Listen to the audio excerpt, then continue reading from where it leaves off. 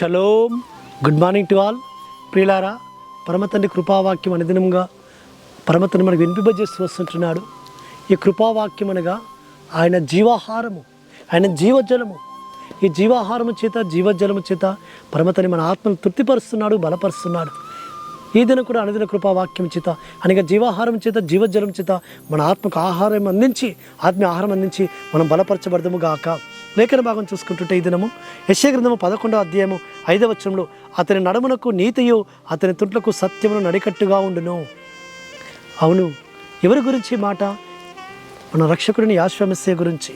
యెహోవా మెస్సీయ అతని నడుమునకు ఏమిటిదట? నీతి ఉన్నాడు, అతని తుంట్లకు సత్యమును నడికట్టుగా కట్టుకున్నాడు. నీతి సత్యమును స్థాపించడానికి, నీతి కొరకు, ఆయన నిత్యరాజ్య స్థాపన కొరకు, ఆయన సత్యమును ప్రకటించడానికి కొరకు, సత్యమునకు సాక్ష్యం ఇచ్చడానికి వచ్చాను. కాబట్టి అతని తుంట్లకు సత్యమును నడికట్టుగా ఉండను. సత్యమునకు సాక్ష్యం ఇచ్చడానికి వచ్చాడు. ఆయన సత్యాన్ని చెప్పడానికి వచ్చాడు. అనేకులు సర్వసత్యంలోకి నడిపించడానికి పరిశుద్ధాత్ముడిగా సంచరిస్తున్నాడు. ఆ సత్యస్వరూపైన ఆత్మ మీ మీదకి వచ్చినప్పుడు ఆయన మిమ్మల్ని సర్వసత్యంలోకి నడిపించును. అతని తుంట్లకు సత్యమును నడికట్టుగా. మన రక్షకుడిని యెహోవా మెస్సీయ భూమి మీద జీవించినప్పుడు ఆయన నడుమునకు నీతి ఆయన దట్టి కట్టుకున్నాడట.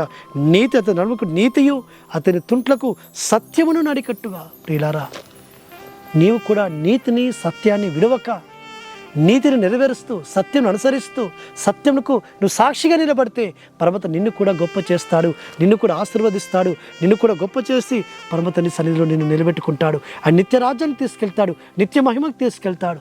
కాబట్టి సత్యానికి సాక్ష్యం ఇవ్వాలి, నువ్వు నీతిని నెరవేర్చాలి. నీతిరాజు స్థాపనలో ఒక పాత్రగా నువ్వు వాడబడాలి. ఆయన నీతి కొరకు నువ్వు నిలబడాలి, నువ్వు నీతిని నెరవేర్చాలి.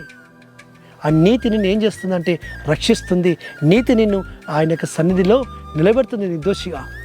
నీతి నీకు నిబ్బరం కలుగజేస్తుంది. నీతి నిత్యము నీకు సమాధానం కలుగజేస్తుంది. ఆ సత్యం ఏం చేస్తుందంటే సత్యము కాపాడుతుంది. ప్రియులారా, మనము సత్యముకు సాక్ష్యం ఇవ్వాలి. సత్యమునకు సాక్ష్యం అంటే వాక్యమే సత్యము, వాక్య సారాంశం సత్యము. ఆ వాక్యాన్ని మనం ప్రకటించాలి, ఆ వాక్యాన్ని మనం నెరవేర్చాలి, వాక్యాన్ని అనేకులకు మనము తెలియపరచాలి, ప్రకటింపచేయాలి. ప్రకటింపజేసే వారిని మనం బలపరచాలి, వారికి సహకరించాలి. అట్టి విధంగా మనము ఆ సత్యమునకు అనేకులకు ప్రకటించినట్టుగా ఆ సత్యాన్ని మనం ప్రకటించాలి. అట్టి విధంగా పరిశుద్ధాత్మ తండ్రి మనకు సహాయం చేయనుగాక.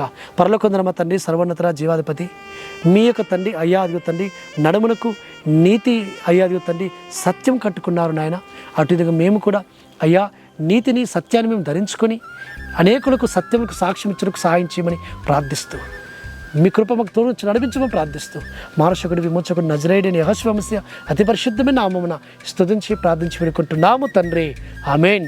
సర్వోన్నతుడు, సర్వాధికారి యెహోవా మెస్సీయ కృపా కనికరము నిరంతరము తోడుగా ఉండి ఆయనే మనం బలపరచును గాక. ఆమేన్.